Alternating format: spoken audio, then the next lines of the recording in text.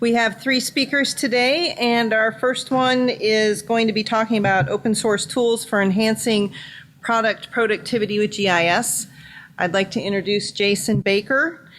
He's the technical editor for opensource.com, which is a Red Hat sponsored community publication about open source projects, big and small, and how the broader principles behind open source are changing the world of software development and beyond. He also leads data analytics efforts for the project. Outside of his day job, Jason has spent the past decade volunteering, working on transportation and land use planning efforts in his local community, including on the Chapel Hill Planning and Transportation Boards and the boards of several local nonprofits. He holds a Master of Spatial Information Science and Technology degree from NC State University and a BA in Political Science with a focus in Environmental Science and Urban Planning from UNC Chapel Hill. Jason? Wow, that sounds really formal. Cool. Well, I'm Jason, and my timer is running. What I'm going to talk to you about today is a little bit of kind of my workflow in GIS. So you might have picked up from the bio that GIS isn't my day job currently. I do a lot of analytics work, and I do a lot of system administration work that has some overlap with GIS, but GIS isn't, how I spend my 9 to 5 right now. But I do spend a lot of time doing sort of GIS on the weekends. And so part of my sort of challenge in that is how do I find ways to maximize my time and spend as little time as I possibly can reinventing the wheel so that I can actually do analysis on projects that are interesting to me. So when I originally pitched this talk, it was a kind of very broad overview of open source productivity tools that didn't necessarily focus on GIS. I've given that presentation at a couple of other events in the area in the past several months and kind of decided that for this audience it might be more interesting to take a very tools oriented approach. So if you happen to be interested in the talk that I'm not going to give on high-level stuff, you can go get these slides. They're at productive.win. Turns out domains are like 88 cents now, so you should go get a domain for everything, including all your slides, if you ever have the opportunity to present something. So grab them there. If you flip over to maybe the third or fourth row over here, you can see the talk that I would otherwise be giving on chat tools, email, all that sort of thing.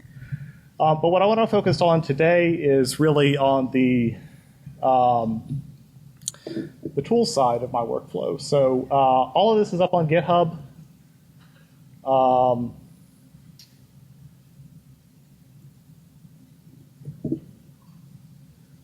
Including a link to the slides, as well as some different files, so you can go kind of replicate the efforts here that I'm going through with you. So I am not a Windows person. I'm not a Mac person. I'm a desktop Linux person. So if you're interested in productivity tools for ArcGIS, sorry. There's some really good Python talks coming up right after me that will help you a lot more with that. But what I do know a lot about is Linux. I work at Red Hat, where Red Hat Enterprise Linux is one of our primary products. But recognizing that a lot of people don't use desktop Linux in their lives, I want to talk to you a little bit today about my workflow for getting up and running with Linux on the server and desktop environment through a few different tools.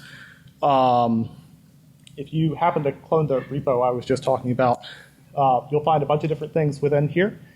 The first tool I want to talk to you about is Vagrant. Kind of show of hands, who's familiar with like virtualization as a high-level concept?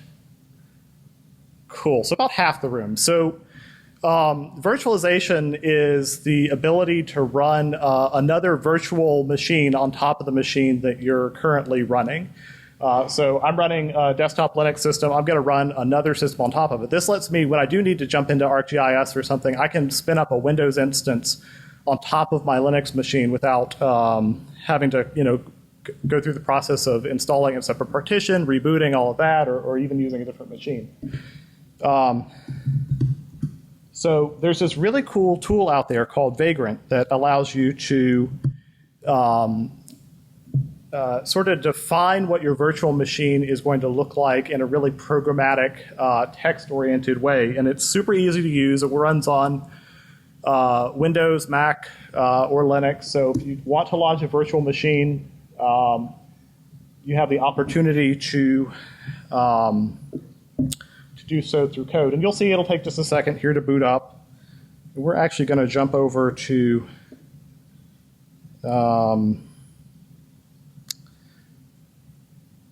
a ways that you can see what I'm doing rather than just the command line aspect of it. If I can find what I'm looking for. So you see my machine's up and running. I picked today to do one that has a visual component because I know not everybody is a command line person. So I'm going to show you this Vagrant virtual machine. Like I said, one of the cool things about Vagrant when you're spinning up a virtual machine is that everything is defined in code. So if you went into the file that sort of defines what this virtual machine is going to look like, close out that window, you'd be able to see all the pieces that helped me spin up this particular machine. It also shares information with the base operating system underneath it. So what's running on my computer underneath is also accessible from within the Vagrant virtual machine as long as I'm able to actually see it. So we'll show you the kind of the files that we use to launch this. So Vagrant is defined by a really simple text file that says, okay, I'm going to boot. I'm going to use this default box here. I use a Fedora 25 box that has a GUI component to it. I recommend if you're working in production that you choose an appropriate machine, one that you trust, one that's from a provider you know. You can build your own pretty easily with the command line tool set. But once you've got it up and running, you can then kind of configure what happens on that virtual machine. I did that. You notice it had a reference to a shell script. It's just a simple shell script. If you're not super familiar with Linux, that's okay. Basically, the same concept would apply regardless of what operating system you're using. If you're using Windows, you could use a Windows, what's it called? The shell scripting environment for Windows. Bash is actually now available on Windows 10. Whatever your scripting environment is, you can actually use Python too if you're more familiar with using Python to sort of define what needs to be installed. So all this is saying is let's install the npm package manager, which is Node package manager. Let's use that to install a couple of the other programs we're going to use. I also installed a couple programs I like for doing data analysis. QGIS is a desktop kind of equivalent to ArcGIS if you're not familiar with it. Runs on Mac, Windows, and Linux as well. And then I also used pip3, which is a Python package manager, to install something called Jupyter that we're also going to look at real quick. So once this is up and running, so part of the impetus for doing this is, like I said, I'm a weekend GIS person. I need an environment that I can easily replicate in text, that I can spin up every time that I need to do analysis work that's going to look exactly like what it looked like last time. I can't, spend hours trying to remember, how did I configure this environment? Did I install this tool or that tool? That sort of thing. That's one of the things that Vagrant is particularly good for. There's also another tool that I use a lot that's even sort of more oriented towards running one specific thing, and that's Docker. Show of hands, is anybody here familiar with Docker? Cool, so a smattering. So Docker is a tool similar to VirtualBox for virtual environments, except it's pretty much exclusively for Linux, and rather than running a virtual machine, you're essentially running a really isolated process on sort of a fake virtual machine. I know that's kind of a complicated explanation, but what it means is since it's running on the base Linux system, it's just pulling in whatever files it specifically needs to run that one application. The The advantage of doing that is it can boot really, really fast. So you watched when I was booting the virtual machine, it took, 30, 45 seconds. So that's actually pretty fast boot time. Let's say that I wanted to grab instead,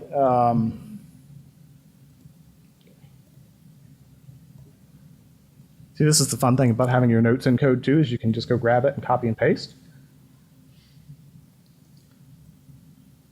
If you wanted to launch, for example, a Jupyter notebook, you can do that and count the launch time on this. And it's not running. This is the fun part about doing live demos too.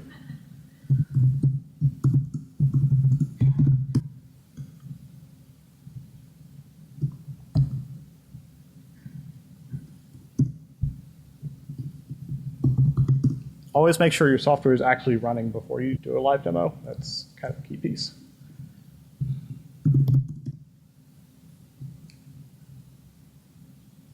And boom, it's running. That makes an incredible difference in terms of speed. If you're able to, this is one example of just running a quick application. It's a Jupyter notebook. I'll pull it up in Firefox here. If I can find my Firefox tab again.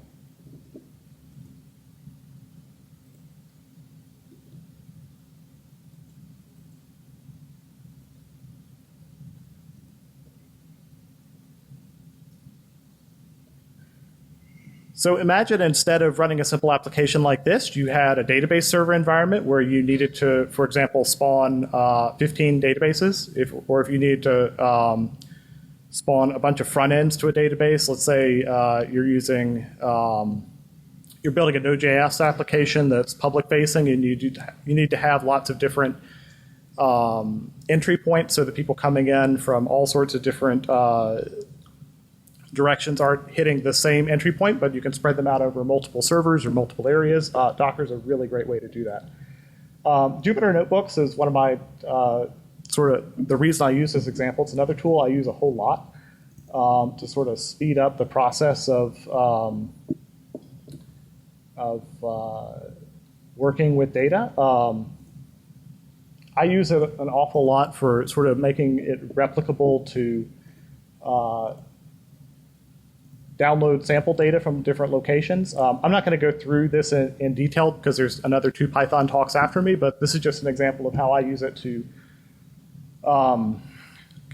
since I don't work with a particular data set all the time, I want to keep a record in both code and documentation of where I got the data, when I got it. A lot of times the URLs will change or different things between sessions where I'm grabbing the data, so I can kind of keep the documentation and how to download it all in one place. So this is just a simple thing that I use. I set up as a Python script to be able to download all the voter data from the Orange County Board of Elections, so that I can then run some analysis on it when it's got street level voter registration data in it, which I use for a lot of demographic analysis and that sort of thing. But the real tool I want to talk to you about today is sort of the inherent capabilities built into the Linux command line for doing different data analysis pieces. So I grabbed, goodbye Python notebook.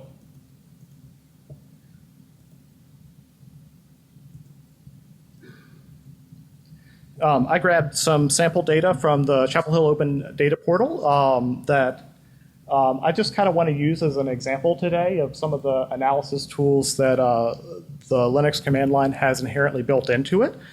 Like I said, one of the nice things about this whole kind of workflow is even if you're working on desktop Windows or desktop Mac, you can still run all this in a virtual environment and have access to these tools directly, so you don't have to convert your life over to Linux to be able to use them. So I've got a sample file in here. I just grabbed a CSV output of some, it was points of interest in Chapel Hill. So I tend to, I'm going to start doing some copying and pasting, and that's going to look really ugly if I have to type it manually. So let's just kind of analyze that file. There is a command in Linux called tail that lets you see the end of the file. course, it would help if I was in the right directory.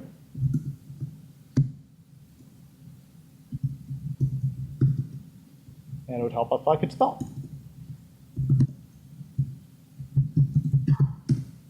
So I've got this file here that's the top one from the points of interest. So you can take a look at it using a couple of tools called head and tail to show you just different parts of the file. So let's just take a look at it real quick. Head-N2 is going to show me the top 2 lines. And so we can kind of get an idea of what's in this file. It's a CSV. It's got about 10 or so columns here that's sort of in the format of, object ID, what it is, name, address, some other things. The interesting part from a GIS perspective is here down at the end. We can run some other analysis tools at the command line just to get a little bit more sense of the file, like let's run a word count with the -L command, which is going to give me the number of lines in the file. Great, so it's a 112-line file, so that tells me that we know there's a header at the top, so there's 111 points of interest in this file. Another tool I use a lot at the command line is grep, which is a tool for essentially searching for anything. So if you wanted to, for example, let's see if there's any libraries in this file. So I just means it's not going to be case sensitive. And for some reason, this is defaulting to a keyboard other than my own, so I can't, every time I'm typing a quote character here, it is typing something else. So I'll just grab it from my... Yeah, I managed to somehow, in the period of standing up here, switch to a British keyboard, which is great. So it looks like right here we've got 2 different libraries in this points of interest file. You can then use piping to, like if, let's say that instead this returns screens and screens and screens of data, you can instead, this is going to be a lot of fun if I can't type any of the characters I need, which is why you do everything in advance and put it in a cheat sheet.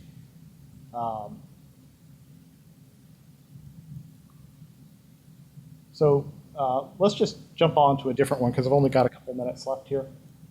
You can use different kind of inherent tools built in here. I won't go through the examples all in the terminal.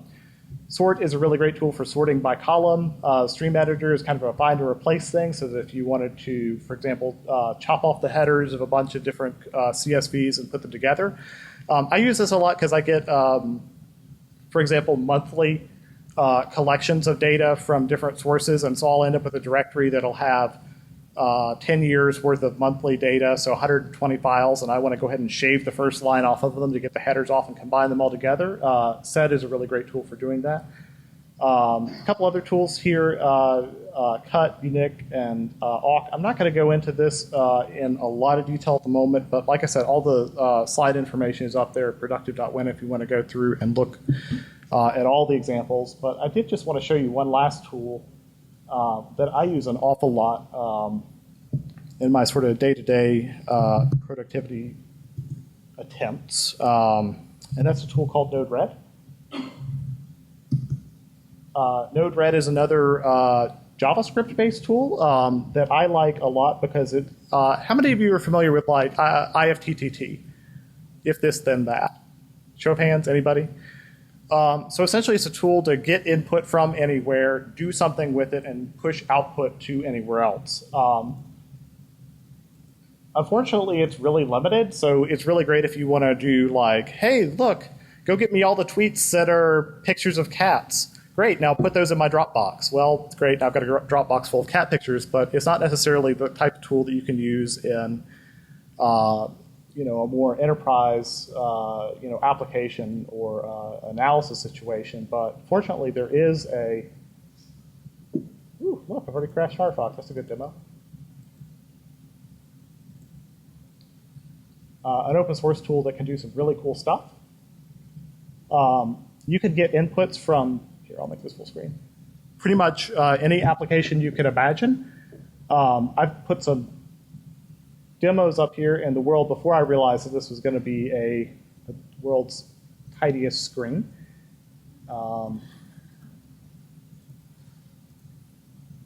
So just to kind of walk you through it, it's a drag and drop application based on JavaScript where you can set up, this is a simple HTTP request. I'm going to do a little bit of something on it. This is a basic JavaScript function, and then I'm going to do some output. That's kind of the basic format for building a web application out of something, but if you want to build something else entirely, there are a lot of drag and drop components that allow you to do this without really knowing any programming, which is kind of awesome. So if you're getting something, you know, some of the really obvious ones are things like, you know, getting them input and output from files. You can get the input and output from databases with the database connectors, from email, from Twitter. There's a million of these out there on GitHub too that allow you to get different sort of sources of input and outputs, which for me is really great because I can set this up on my home computer and just say, okay, well, I've now got this email address where I could send a CSV to, and it just automatically puts it in a database for me by following steps I've set up in Node-RED to do it. I'm not going to go through all the details in here. Again, they're in the slides if you want to go take a look, but I wanted to take you through sort of the steps of combining all these things I talked about. So we're running, you know, all of this is inside of a Vagrant virtual machine that's running on my computer. You could do this at home on a Windows computer and still get to work in a Linux environment. To then be able to use some of the Linux command line utilities to do some processing of data. So we'll just look at this last one here real quick. This is saying, let's get input from a particular URL location, in this case, geogrep. We're going to run a little bit of JavaScript on it. All this is doing is just saying, okay, the message payload, let's put it in this particular variable called message. And then we're going to jump over to the command line. And so the grep tool that we were using previously is going to search in this file that I'm probably going to have to go create because I skipped that part of the demo. And then it's going to do some searching within there to pull out the the second to last and third to last entries, which are the X and Y coordinates of it, and then make a map of it. And then we're going to combine that with a template. I just used a very generic looking leaflet template here. If you're not familiar with web mapping tools, you can use pretty much any web mapping library you're interested in. You could use the ArcGIS library. You could use, there's a handful of others out there that I'm going to blank on the names of while I'm up here. But and then you would return that request. So let's go take a look at this.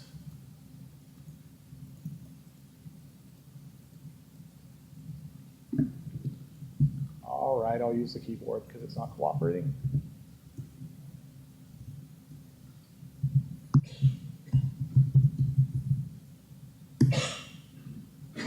So it's not returning anything right now because I haven't asked it to. But like, let's say that I wanted to query that CSV file I was showing you earlier for fire stations. Well, what it's doing is it's going out, it's using Linux command line tools as a really simple backend for building a web application so that you don't even have to have any programming background whatsoever to be able to build a really simple web application. And now I have the point locations of every fire station in Chapel Hill. Let's try a different one. We could do, essentially, let's search that file for the word school. Here's all the schools in the town of Chapel Hill. Trying to remember what else is in there. I think their bridge is probably one of them.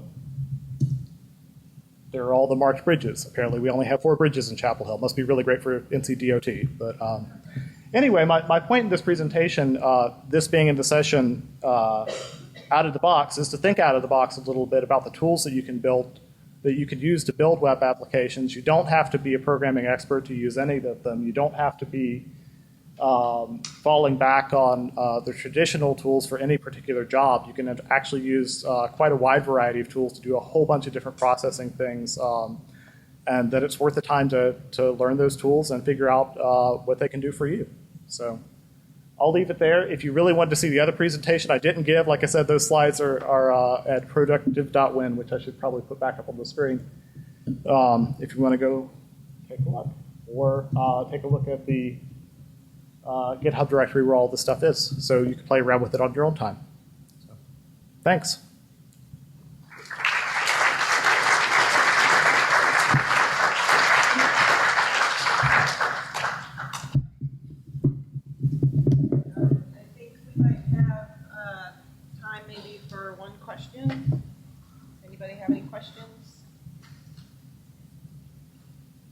I can hang around at the end too if anybody has any I have a others. question for you. Yeah. Your adapter. It just fell on the floor. Okay. Well, actually, I do have a question for you that you might want to answer to the audience. I know that you happen to be a very good programmer. So why this urgency to not use programming? One of the advantage of using sort of the built-in Linux tools, command line tools over doing direct programming is that it enables you to be a lot more flexible in what you're doing. If you're just looking at a data set for the first time, you don't necessarily want to go build a whole application to go look at it. You can just kind of do some really basic analysis with about 15 minutes of work, which is super important if you only have 15 minutes to spend. Yeah.